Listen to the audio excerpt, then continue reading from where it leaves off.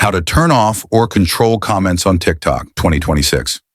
Hey everyone, in this video, I'll show you how to turn off or manage comments on your TikTok videos using the latest 2026 method.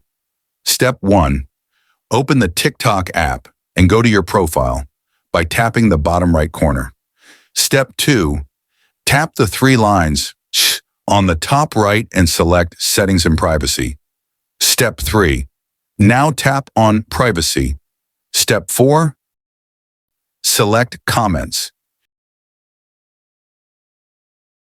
Here you'll see the Who can comment on your videos option.